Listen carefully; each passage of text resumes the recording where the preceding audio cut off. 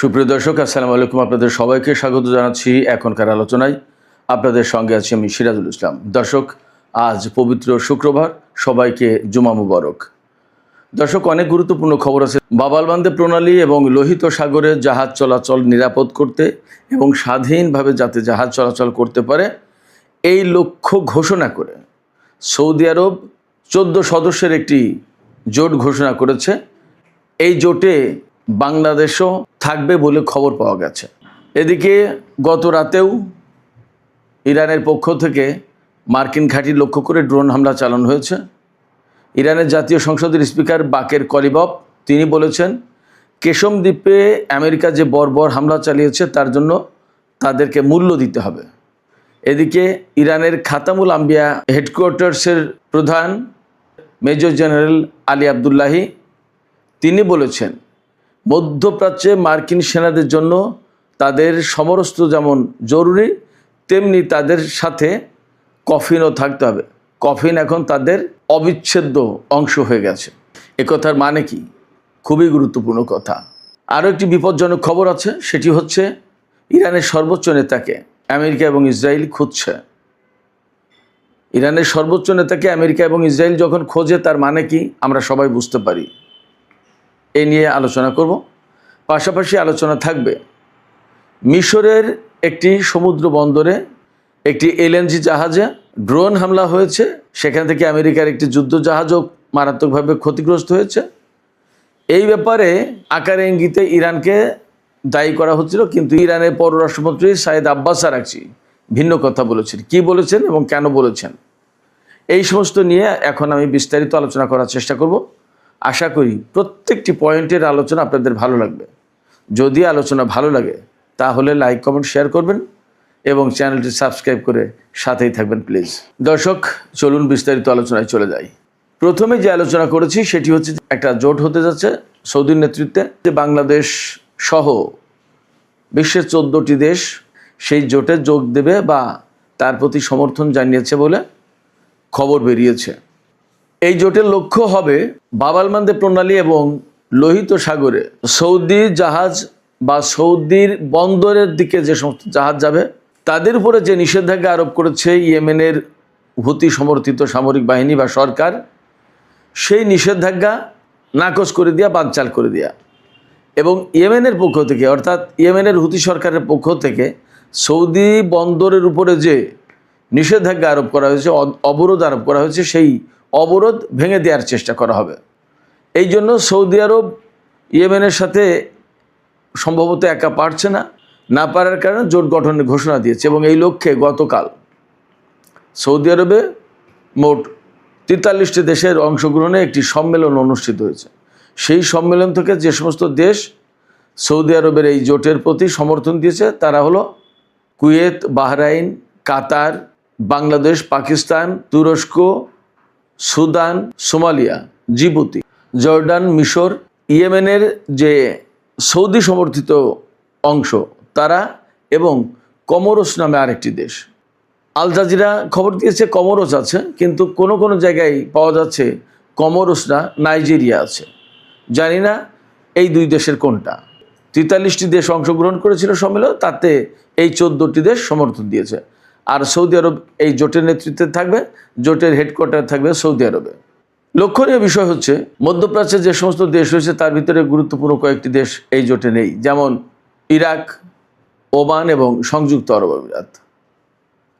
আর এই যে জোট করা হয়েছে, এই জোট যদি স্বাভাবিক উপায়ে এই অবরোধ বা নৌ চলাচলের স্বাধীনতা নিশ্চিত করার চেষ্টা করে তাহলে সেটা হচ্ছে একদিক। কিন্তু বাস্তব কথা হচ্ছে যে একেবারে স্বাভাবিকভাবে বেসামরিক উপায়ে কিভাবে এই হুতি সমর্থিত সরকারের অবরোধ তারা ভাঙবে। তাহলে এখানে সামরিক হস্তক্ষেপ বা সামরিক সংঘাতের একটা প্রশ্ন কিন্তু থেকে যাচ্ছে, এটা অনিবার্য হয়ে উঠবে। সেই জায়গায় এই যে মুসলিম এই সমস্ত দেশ সৌদি আরবকে সমর্থন দিয়ে একটা যুদ্ধের প্রেক্ষাপট তৈরি করতে যাচ্ছে বা হচ্ছে, এটা কতটা ভালো হবে, কতটা মুসলিম বিশ্বের স্বার্থ রক্ষা করবে সেটা কিন্তু ভেবে দেখার ব্যাপার। এখানে কিন্তু প্রত্যেকটা মুসলিম দেশ, তা মুসলিম দেশ যদি সৌদি আরবের ডাকে সাড়া দেয় এবং আমেরিকাও আছে শুনতে পাচ্ছি। তো মুসলিম দেশগুলো যদি সৌদি আরবের ডাকে সাড়া দেয়, তাহলে আমার প্রশ্ন হচ্ছে এই মুসলিম দেশগুলো কেন সম্মিলিতভাবে সৌদি আরবকে এই কথা বলছে না যে ইয়েমেন তো আপনাদের একেবারে প্রতিবেশী দেশ এবং একটা দরিদ্র দেশ, তারাও মুসলিম দেশ, তার সাথে যে সমস্যা, সেই সমস্যাটা কূটনৈতিক উপায়ে আলাপ আলোচনার মাধ্যমে, সংলাপের মাধ্যমে সমাধান করি। আসুন আমরা সবাই এ ব্যাপারে হেল্প করি, আমরা সবাই মিলে এতে মধ্যস্থতা করি। এটা কিন্তু অনেকে বলতে পারতো, বিশেষ করে তুরস্ক, পাকিস্তান, অনেক দেশ। কিন্তু তা না করে এখন নতুন করে কেন এরকম জোটবদ্ধ হচ্ছে আমি বুঝতে পারি না। সৌদি আরব নিজেই তো বিশ্বের সবচেয়ে বেশি অস্ত্র আমদানি করা বা অস্ত্র কেনা দেশ। আমেরিকা, ইউরোপের প্রচুর পরিমাণে অস্ত্র সৌদি আরব কেনে। আমেরিকার অস্ত্র শিল্প তো টিকেই আছে সৌদি আরবে, কাতার এবং সংযুক্ত আরব আমিরাতের টাকার উপরে, কুয়েতের টাকার উপরে। সেই সৌদি আরব ইয়েমেনের চেয়ে অনেক বেশি শক্তিশালী অনেক দিক দিয়ে। তার সাথে আবার 15-16টা দেশ, 14-15টা দেশ লাগছে জোট করতে ইয়েমেনের বিরুদ্ধে লড়াই করার জন্য। এটা কেমন কথা, কেমন মুসলিম ভ্রাতৃত্ব এবং কেমন প্রতিবেশী সুলভ আচরণ। সৌদি আরব হচ্ছে পবিত্র মক্কা মদিনা শরীফের খাদেম, মুসলিম বিশ্বের নেতা, তাদেরকে আমরা অনুকরণ করব।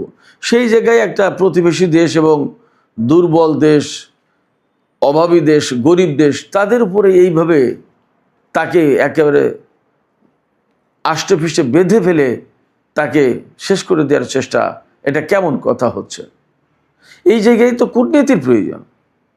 সমস্যা হয়েছে সেটা ঠিক আছে, সৌদি আরবের সাথে ইয়েমেনের একটা সংঘাত হয়েছে অনেকদিন ধরে। এখানে মুসলিম বিশ্বের দায়িত্ব ছিল তো তাদেরকে আলোচনা টেবিলে বসানো এবং একটা মধ্যস্থতা করা। তা না করে এখন কেন তুরস্ক বা পাকিস্তান বা আরও এরকম যে সমস্ত দেশ যথেষ্ট প্রভাবশালী, সামরিক দিক দিয়ে শক্তিধর দেশ, তারা কেন এই জোটে যুক্ত হয়ে আরেকটা যুদ্ধের প্রেক্ষাপট তৈরি করার ব্যবস্থা করছে? আমরা আজকের এই আলোচনার মধ্য দিয়ে বাংলাদেশ সহ মুসলিম বিশ্বে যে সমস্ত গুরুত্বপূর্ণ দেশ আছে, বিশেষ করে যারা এই জোটে যোগ দিতে যাচ্ছে বা যোগ দেওয়ার খবর বেরিয়েছে, তাদের প্রতি একান্ত অনুরোধ জানাবো, একান্ত আহ্বান জানাবো, এই যুদ্ধ কখনোই কোনো সমাধান আনবে না। দয়া করে আপনারা আলোচনার ব্যবস্থা করুন, কূটনৈতিক উদ্যোগ নিন এবং এই কাজে রাশিয়া আর চীনের সহযোগিতা নিয়ে যেতে পারে। তারা এখানে অনেক ভালো গুরুত্বপূর্ণ ভূমিকা পালন করতে পারে। একটা বিষয় খেয়াল করবেন, যখন 2015 সালে সৌদি আরব ইয়েমেনের সাথে যুদ্ধে জড়িয়ে গেল এবং তখনও জোট করে জড়িয়েছে, সৌদি আরব একা না, এটা কিন্তু আমেরিকার বৈশিষ্ট্য। কোনো দেশের বিরুদ্ধে যুদ্ধ করতে গেলে জোট পাকায় যুদ্ধ করতে দেয়।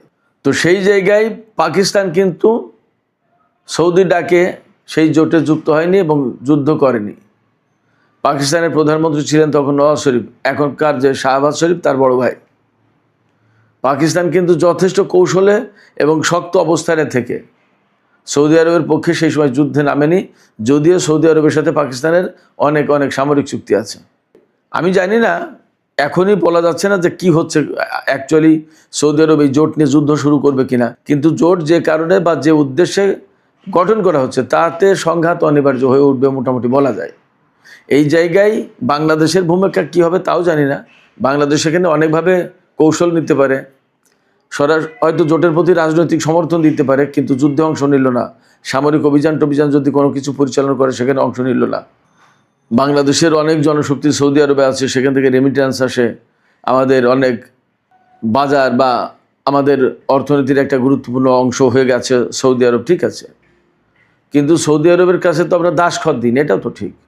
আমরা জনশক্তি পাঠিয়েছি, আমাদের জনশক্তি তো এমনি কাজ করছে না। আমরা সেখানে পয়সা নিচ্ছি, তাদের কাজ দিচ্ছি। আমাদের জনশক্তির উপরে তো তাদের অর্থনীতি দাঁড়িয়ে আছে। আমাদের জনশক্তি রপ্তানি করছি, তারা যে আমাদেরকে বিশেষ উপকার করে দিয়েছে ব্যাপারটা তাও না। আমাদের জনশক্তি তাদের অর্থনীতিকে দাঁড় করে রেখেছে এবং চালিয়ে রেখেছে। আমাদের জনশক্তি বলতে আমাদের ভারতের, পাকিস্তানের, বিশ্বের বিভিন্ন দেশের জনশক্তি গিয়ে সৌদি আরবের অর্থনীতি গড়ে দিয়েছে এবং সেটা চলছে। আর সেখানে জনশক্তি পাঠিয়েছি বলে তাদের হয়ে যুদ্ধ করতে হবে, এটাও কোনো যুক্তিসঙ্গত না, এটা একটা অন্যায় দাবি। এই জায়গা থেকে বাংলাদেশকে একটু শক্ত অবস্থানে থাকতে হবে আমি মনে করি। আবার কূটনীতির আশ্রয় নিতে হবে। আমাদের স্বার্থও দেখতে হবে, যাতে সৌদি আরবের সাথে কূটনৈতিক সম্পর্ক খারাপ না হয় সেদিকেও চেষ্টা করতে হবে। এবং আমি মনে করি এই জায়গায় আমি আগেই বলেছি, যখনই সৌদি আরবের সাথে ইয়েমেনের দ্বন্দ্ব শুরু হয়েছে এবং বাব আল মানদেব কেন্দ্রিক প্রবলেম হলো, তখনই আমি বলেছি, আমি পরামর্শ দিয়েছি, আমি আহ্বান জানিয়েছি যে বাংলাদেশের পক্ষ থেকে এখনই একটা গুরুত্বপূর্ণ জরুরি ভিত্তিতে কূটনৈতিক উদ্যোগ নেওয়া দরকার।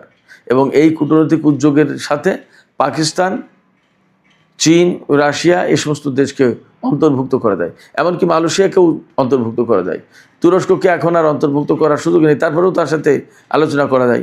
জোটে হয়তো অনেকেই আছে, কিন্তু জোটে থাকার মানে তো এই না যে সবাই সরাসরি যুদ্ধে অংশ নেবে বা অংশগ্রহণ করতে হবে। সেক্ষেত্রে জোটে থেকেও এর ভেতর থেকে একটা গ্রুপ, কয়েকটা দেশ মিলে সৌদি আরবকে বোঝানোর চেষ্টা করা যেতে পারে। এবং এটা খুব জরুরি মুসলিম বিশ্বের জন্য, মুসলিম উম্মার জন্য, মধ্যপ্রাচ্যের জন্য। সবচেয়ে বড় কথা হচ্ছে যে বাব আল মানদেব প্রণালী বা লোহিত সাগর বা এডেন উপসাগর মুক্ত করার জন্য এই জোট গঠন করা হয়েছে। যুদ্ধ করে কি মুক্ত হবে? প্রতিদিন প্রতিনিয়ত সেখানে যুদ্ধ চলতেই থাকবে, তাহলে কি করে মুক্ত হলো? যুদ্ধ করে মুক্ত হবে না, আলোচনার মাধ্যমেই সৌদি আরব এবং ইয়েমেনের ভেতরকার সংকট সমাধান করতে হবে। যুদ্ধবিরতি তো 2021 সাল থেকে চলছিল, কেন সৌদি আরব ইরানি বিমান লক্ষ্য করে হামলা চালাতে গেল ইয়েমেনে? সৌদি আরব যদি ইয়েমেনের উপরে নিষেধাজ্ঞা দেয়, তো ইয়েমেনও সৌদি আরবের উপর নিষেধাজ্ঞা দিতেই পারে। যুদ্ধ তো, সৌদি আরব যদি একটা ঢিল মারে, তো ইয়েমেনও তো একটা ঢিল মারছে।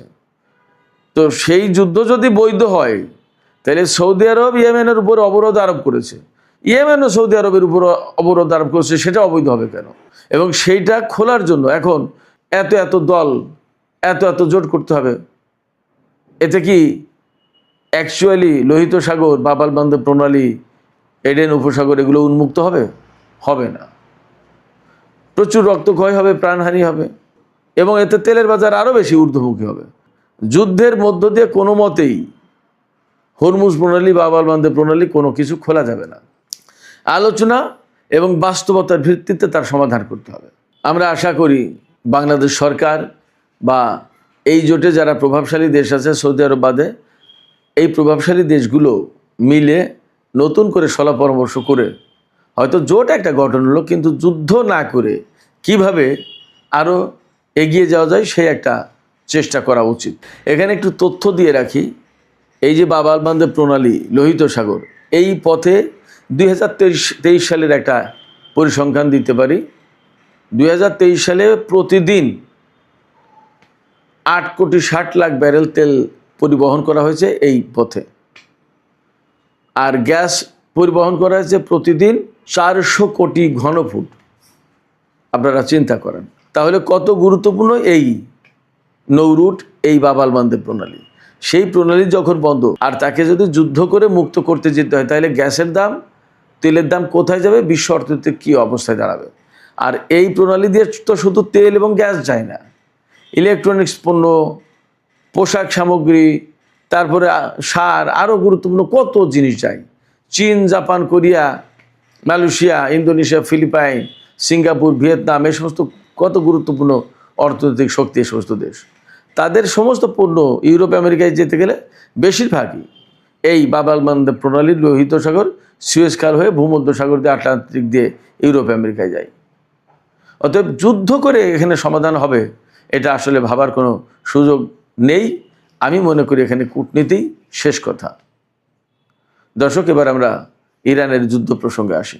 ইরান গত রাতেও কুয়েতে একটি মার্কিন সামরিক ঘাঁটির উপর ড্রোন হামলা চালিয়েছে এবং তাতে ক্ষয়ক্ষতি হয়েছে অবধারিত।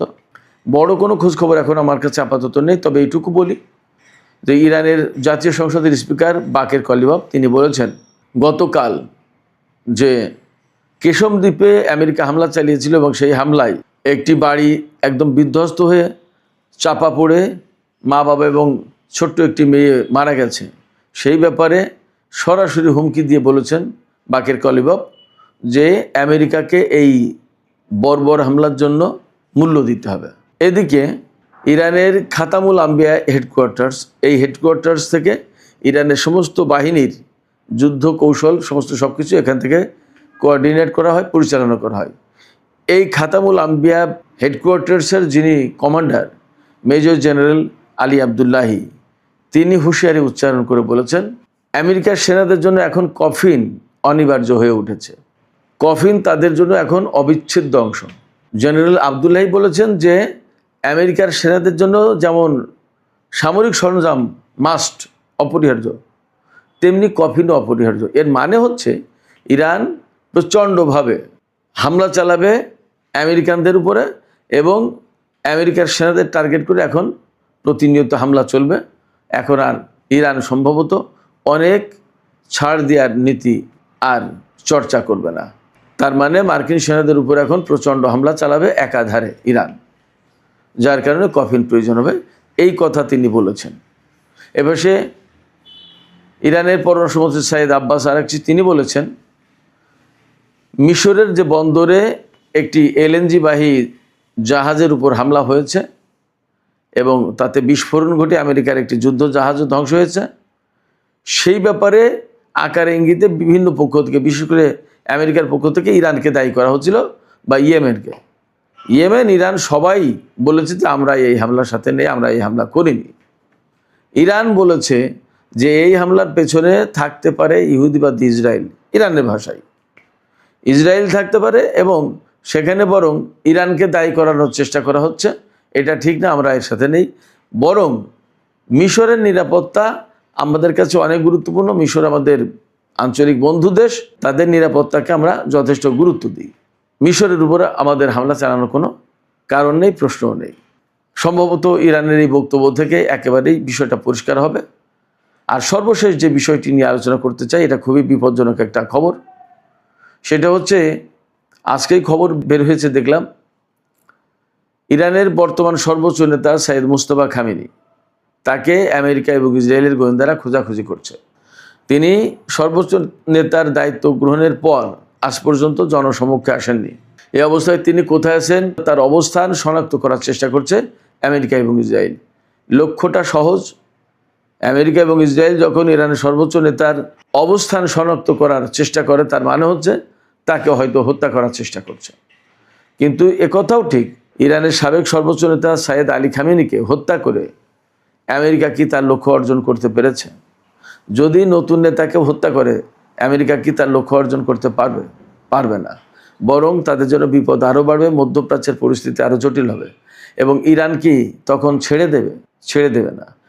বরং এখন আমরা দেখতে পাচ্ছি, শুনতে পাচ্ছি যে ওই যে মেজর জেনারেল আলী আবদুল্লাহি বললেন যে আমেরিকান সেনাদের জন্য কফিন মাস্ট। তাদের সাথে যেমন সামরিক সরঞ্জাম থাকে, তেমনি তাদের সাথে এখন কফিন থাকতে হবে। তার মানে ইরান আমেরিকান সেনাদের বিরুদ্ধে অনেক বেশি শক্ত অবস্থানে যাচ্ছে। সুপ্রিয় দর্শক, এখনকার আলোচনা এখানে শেষ করতে চাই। আলোচনা শেষের আগে আমি আপনাদের কাছে মতামত জানতে চাই। আশা করি আপনারা চিন্তাশীল মন্তব্য করবেন। সৌদি আরব এই যে জোট গঠন করলো, এই জোটের উচিত হবে কি ইয়েমেন বা হুতিদের বিরুদ্ধে যুদ্ধ করা বা বাব আল মানদেব প্রণালী এবং লোহিত সাগর উন্মুক্ত করার জন্য যুদ্ধে জড়িয়ে পড়া, নাকি তাদের উচিত হবে সম্মিলিতভাবে সৌদি এবং ইয়েমেনের মধ্যকার চলমান সংকট নিরসন করার জন্য কূটনৈতিক ভূমিকা নেওয়া, উদ্যোগ নেওয়া?